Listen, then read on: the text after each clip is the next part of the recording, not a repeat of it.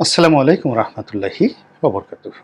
সম্মানিত দর্শক, যারা আজকের শিরোনামটি দেখেছেন, প্রথমত আপনাদের কাছে ক্ষমা চেয়ে নেই। ডক্টর ইউনূস বাংলাদেশের বরেণ্য ব্যক্তিত্ব। এই শিরোনামের যে বক্তব্য, এটি তার নয়। তিনি এই ধরনের কোনো কিছু হয়তো কল্পনাও করেননি, কিন্তু একজন বিশ্লেষক হিসেবে আমি এই কথাগুলো কল্পনাপ্রসূত এবং নিজের মতো করে অনেকটা ক্ষোভ থেকে, দুঃখ থেকে, কষ্ট থেকে এই কথাগুলো বলছি। কারণটা হলো, ডক্টর মোহাম্মদ ইউনূস দীর্ঘদিন যাবতই বাংলাদেশে কাজ করছেন, সেই স্বাধীনতার পর থেকে। তার গ্রামীণ ব্যাংক সারা দুনিয়াতে সমাদৃত, বাংলাদেশেও সমাদৃত ছিল। তারপর তার গ্রামীণ ফোন, তিনি গ্রামীণ ফোনের মাধ্যমে বাংলাদেশে এই যে মোবাইল টেকনোলজিটিকে যেভাবে সহজলভ্য করেছেন, সাধারণ মানুষের মাঝে নিয়ে এসেছেন, এটি কেবল বাংলাদেশ নয়, পুরো এশিয়ার মধ্যে একটা বিপ্লব।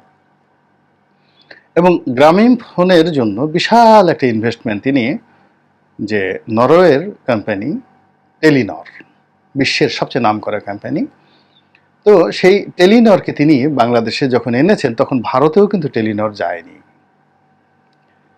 তো এই এত বড় বিশাল যে কাজ, তার যে মেধা, তারপরে গ্রামীণ নাম দিয়ে অনেকগুলো প্রতিষ্ঠান তিনি করেছিলেন, সবগুলো ইউনিক ছিল। সেই গ্রামীণ চেক বলেন, গ্রামীণের নামে হয়তো একটা গার্মেন্টসও ছিল।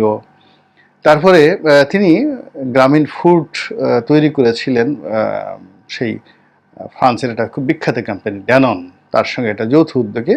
তো অনেকগুলো প্রকল্প হয়তো বাস্তবায়িত হয়নি, ভালো করেনি, কিন্তু তিনি অ্যাজ এ হোল কম্প্যাক্টভাবে ব্যবসা বাণিজ্য থেকে শুরু করে সব ক্ষেত্রে এমন বিস্ময়কর প্রতিভার পরিচয় দিয়েছেন, যেটি বাংলাদেশে প্রথম। এর আগে কেউ কখনো করেনি। গ্রামীণ নামটাই তিনি একটা ব্র্যান্ডে তৈরি করে ফেলেছেন ওয়ার্ল্ড ওয়াইড। গ্রাম বলতে কাঁচা পায়খানা, যেটিকে টাট্টি বলা হয়। গ্রাম বলতে পাড়ার বুড়ো থেকে শুরু করে যারা বাচ্চা পোলাপান একসাথে পাট খেতে গিয়ে, আখ খেতে গিয়ে, ধান খেতে গিয়ে, কিংবা খালের পাশে বসে কাপড় উঁচু করে মল ত্যাগ করে সেই ভারতের লোকজনের মতো, এটাই গ্রাম বলতে যে বোঝাতো 70-এর দশকে, 80-এর দশকে। যেখানে সেখানে পা দিলে পায়খানায় মধ্যে পড়ে পা নষ্ট হয়ে যেত, এবং ডেইলি এভাবে কাপড় চোপড় নষ্ট হতো কত মানুষের।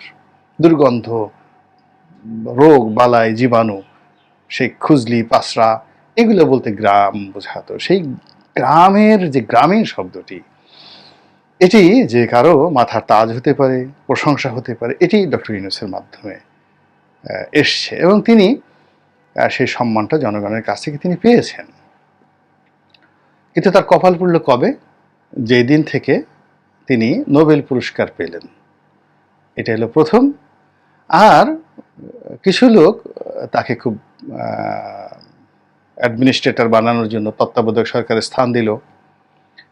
কিছু মানুষ তাকে প্রধানমন্ত্রী হিসেবে পাওয়ার জন্য এগিয়ে এলো।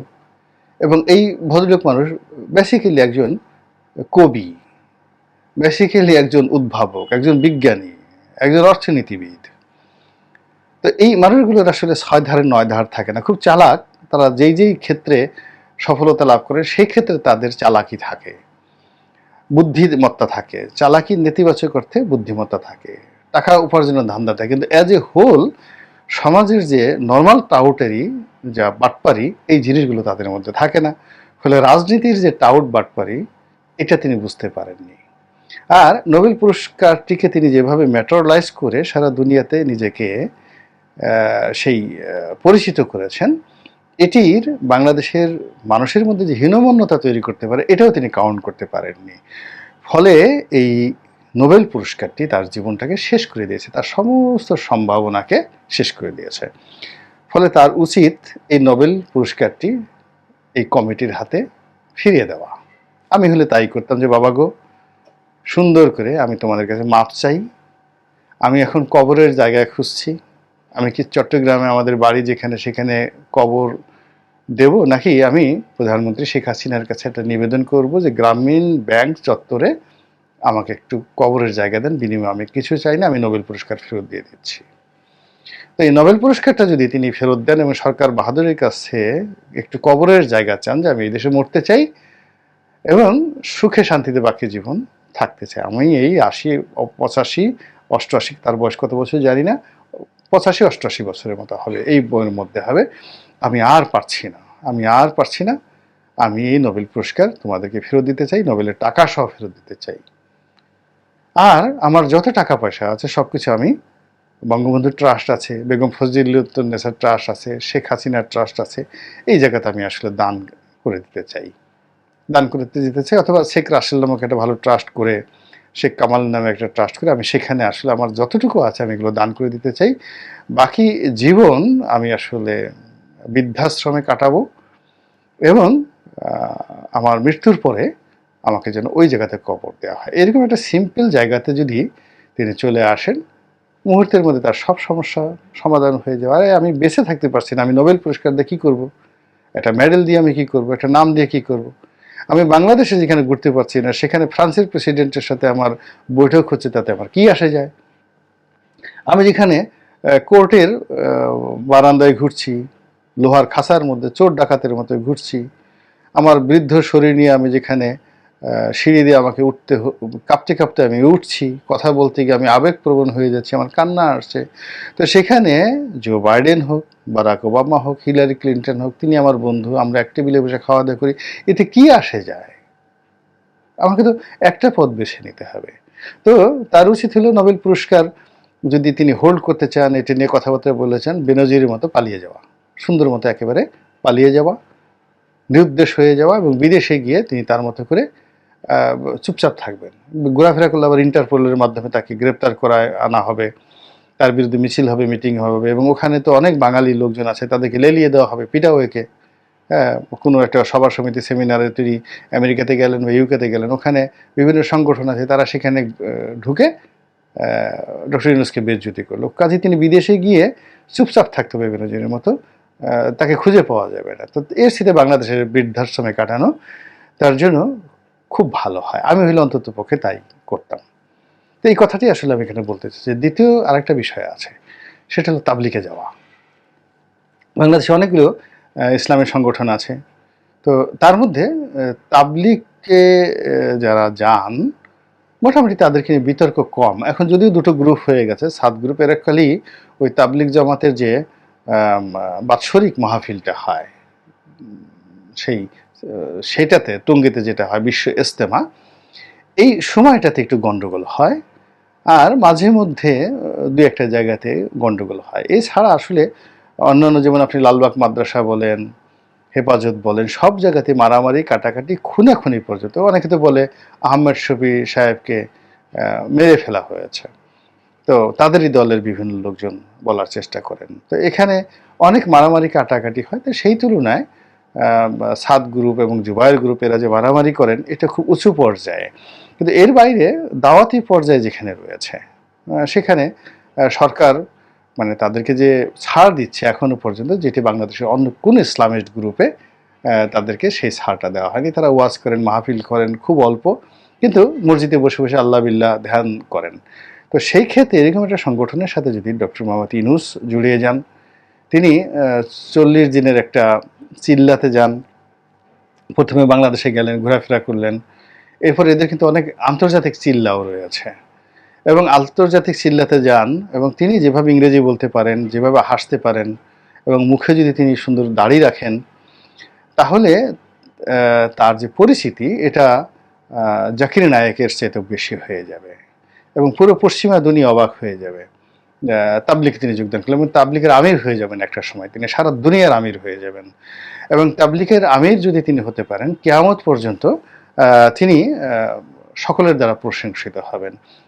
চিন্তা করুন তো, ডক্টর মোহাম্মদ ইউনূসের গোলগাল যে সুন্দর একটা মুখ রয়েছে, সেখানে লম্বা দাড়ি, সাদা ফকফকে দাড়ি, একটু লম্বা চুল, তার উপরে মাথায় একটা সুন্দর পাগড়ি, তারপরে কালো রঙের, একেবারে কালো রঙের সফেদ সেই সৌদি আরবের যে জুব্বা, সেই জুব্বা, শরীরে তিনি আতর মাখছেন, চোখে তিনি সুরমা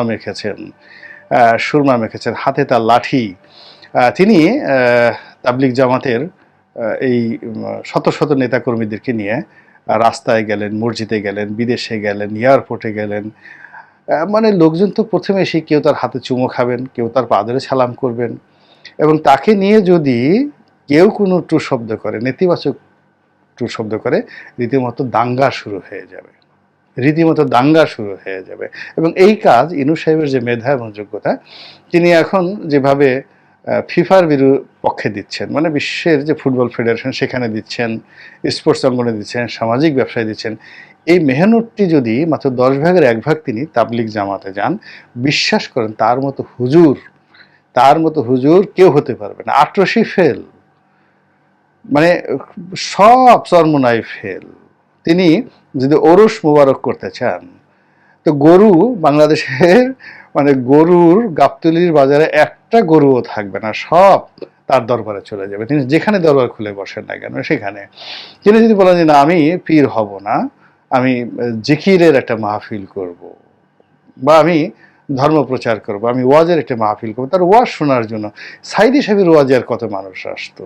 তিনি ইংরেজিতে ওয়াজ করবেন, বাংলাদেশ ইংরেজিতে ওয়াজ করবেন, এবং এগুলো আল জাজিরা, সিএনএন, বিবিসি এগুলো সব লাইভ টেলিকাস্ট করবে। সৌদি আরবের বাদশা তার সঙ্গে বাংলাদেশে দেখা করতে আসবে, বাদশা সালমান আসবে, সৌদি আরবের যিনি খতিব রয়েছেন তিনি আসবেন, আল আজহার বিশ্ববিদ্যালয়ের যিনি চ্যান্সেলর রয়েছেন তিনি আসবেন, যেখানে যাকে বলা হয় আল আজহারের সবচেয়ে বড় ইমাম, গ্র্যান্ড ইমাম, যিনি প্রেসিডেন্টের সমপর্যায়ের ক্ষমতা সম্পন্ন, তিনি দেখা করতে আসবেন ডক্টর ইউনূসের সঙ্গে।